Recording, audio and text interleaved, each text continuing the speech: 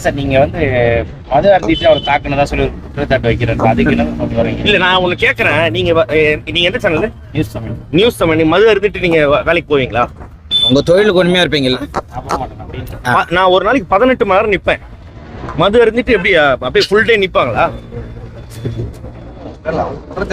இல்ல இல்ல இல்லங்க, நீங்க கேட்கும் போது எனக்கு கோவம் வருதுங்க.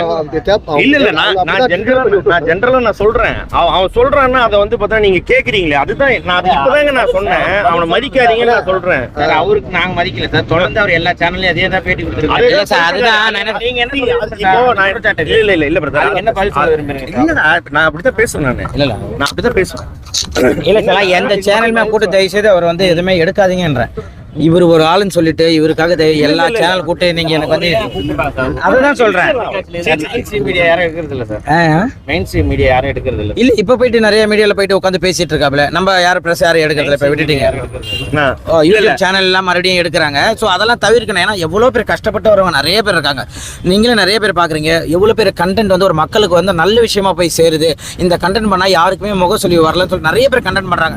அவங்களுக்குலாம் வாய்ப்பு கொடுங்கன்றோம். நாங்க வந்து இப்போ ஒன்றும் இல்லை, ஆட்டோக்காரன் சேனல் சொல்ற பசங்க கருவாடு கம்பெனி ஆரம்பிச்சிருக்காங்க. முந்தா நேரத்து போனேன், காலையில் 6 மணி ஃப்ளைட்டு பிடிச்சி போய் அந்த பசங்களை வாழ்த்திட்டு மறுபடியும் 6 மணி ஃப்ளைட் பிடிச்சி வரேன். எனக்கு நான் ஷூட்டை முடிச்சு நான் ஓடிட்டு வரேன். ஏன்னா நல்லா பண்ணுறாங்க, நான் போய் விஷ் பண்ணிட்டு வரேன். எவ்வளோ பேருக்கு அந்த ராஜ்பிரின்னு சொல்லிட்டு எல்லாமே அவ்வளோ கமெண்ட்ஸ் போடுறாங்க. அந்த லுங்கி பாய் சொல்லிட்டு அவ்வளோ ஒரு கண்டென்ட்டை ரசிக்கிற மாதிரி இருக்குது. அதாவது ஒரு ஆடியன்ஸ் வீட்டில் உட்காந்து ஒரு பெரியவங்க குழந்தைங்களாம் சிரிக்கிற மாதிரி இருக்குது. அவங்களுக்குலாம் வாய்ப்பு கொடுங்க.